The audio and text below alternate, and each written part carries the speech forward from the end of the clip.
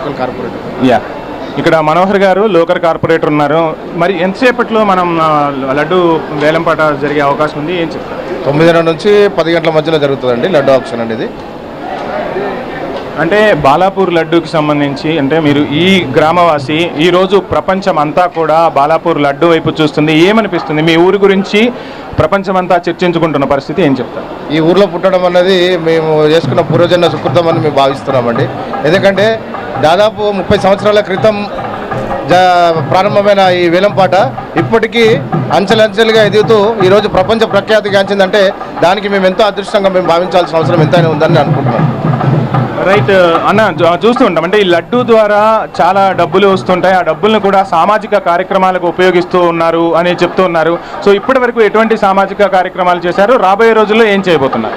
Government స్కూల్లో కావాల్సిన నిత్యావసర అంటే టాయిలెట్లే కానివ్వండి, అలాగే విద్యార్థులకు అవసరమైన షెడ్లే కానివ్వండి, బెంచ్లే కానివ్వండి, అదొకటి. మళ్ళీ ఊర్లో సంబంధించిన దేవాలయాలు అంటే పోచమ్మ దేవాలయం కానీ 2 పోచమ్మ దేవాలయాలు, అలాగే సామాజిక అంటే బాలాపూర్ గ్రామానికి సంబంధించిన ఏదైనా కానీ అంటే 2009లో జరిగిన తుఫాను ప్రభావిత ప్రాంతాలకు కూడా ఈ యొక్క ఫండ్ ద్వారా సేవ చేయడం జరిగింది. అలాగే ప్రతి ఒక్కరు కూడా లెక్క పత్రము ప్రతి విలేజ్లో ఉన్న ప్రతి ఒక్కరికి కూడా దీని గురించి అవగాహన ఉన్నది. కాబట్టి గత 30 సంవత్సరాలు 40 సంవత్సరాల నుంచి కూడా ఎలాంటి అంటే విభేదాలు లేకుండా, కాంట్రవర్సీ లేకుండా, కులమతాల అతీతంగా ఈ యొక్క గణపతి ఉత్సవాలు జరుపుకోవడం అన్నది కూడా మా బాలాపూర్కే దక్కుతుందేమో నేను అనుకుంటాను.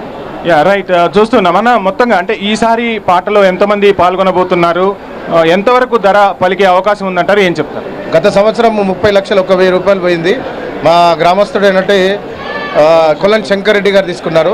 ఈసారి కొత్తగా 7 మంది పేరు రాయించుకున్నారు. అందరు అవుట్ సైడర్సే, అంటే విలేజ్ వాళ్ళు కాకుండా అవుట్ సైడర్స్ 7 మంది పేరు రాయించుకున్నారు. అందులో మళ్ళీ బాలాపూర్కి సంబంధించిన వాళ్ళు గతంలో పాడిన వాళ్ళకు కూడా అవకాశం ఉంటుంది. కాబట్టి 7 మంది అంటే దాదాపు 15 నుంచి 16 మంది పోటీలో ఉన్నారు. మేము అనుకుంటున్నాం ఏంటంటే 31 లక్షలు కానీ 32 లక్షలు కానీ పోతుందేమో అని మేము భావిస్తున్నాం. రైట్, మొత్తంగా ఈసారి కూడా గణనాథుని మహాప్రసాదము మరింత ధర పలకను